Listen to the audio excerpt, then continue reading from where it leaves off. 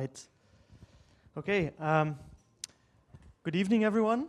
And so my name is Tom van Cutsem, and I'm not the king of KU Leuven, I wish.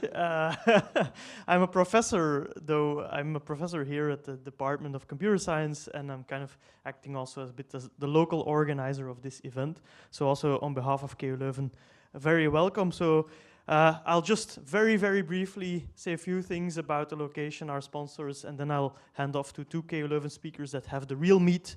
So you're welcome here in the Department of Computer Science. This is where we train our computer scientists, and we are part of a broader faculty of engineering science.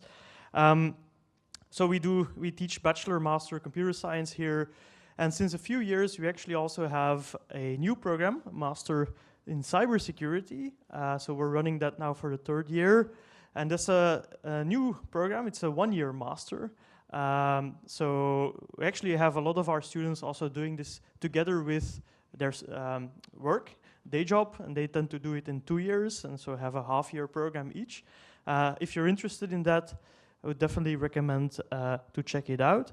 It's actually as part of this Master of Science in Cybersecurity that I'm also teaching on Web3 and blockchain technology. So I'm doing a blockchain course as part of the program where I take the students on a journey to Web3. We have 5 weeks of training. Do you actually have some of the students that follow the course? Yeah, oh, one guy, okay, welcome. So what I tell, so if I'm not telling the truth, he can hold me accountable, right? So what we do in that course is, first week I talk about basics of blockchain. Second week I go back to the roots of blockchain, which is peer-to-peer payments. We do Bitcoin as a case study. Then we level up to smart contracts. We talk about Solidity, and I use Ethereum as the second case study.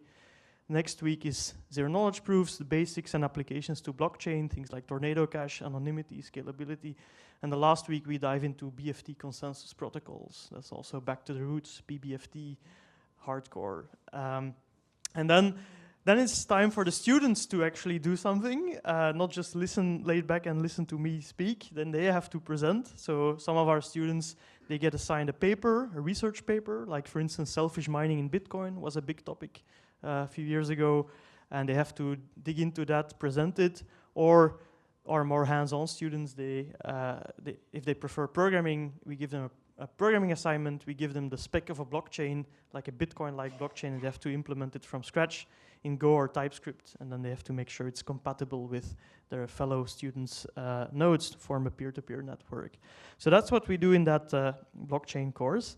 So that's all teaching. We also do research in the university, of course. In particular, we have many people here in the room also from 2 research groups in the Faculty of Engineering Science. That's Distrinet and COSIC. So Distrinet is the group that I'm also part of. It's here in the Department of Computer Science. We do research on software security at large. And then COSIC is a research group in with the colleagues in the Department of Electrical Engineering, and they are the world-class cryptographers inventing new cryptography. And so together we're part of this larger project, and they're also co-sponsoring this event, is this big cybersecurity research program.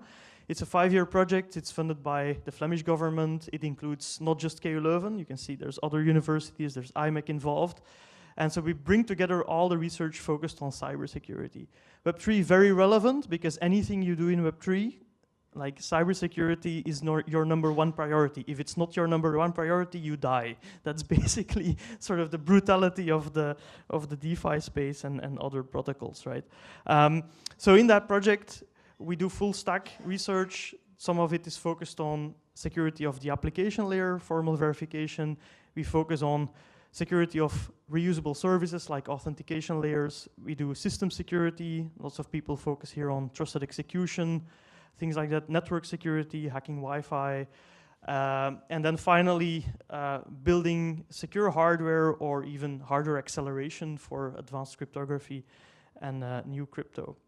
And then since last year, we're actually, next to those sort of traditional tracks, we're opening new tracks where we try to sort of look at really applying all of these new techniques to specific platforms, blockchain, IoT, 5G, edge. So blockchain in particular is one emerging area that we recognize as a sort of emerging way of building a very trusted cloud platform, so blockchain-based systems.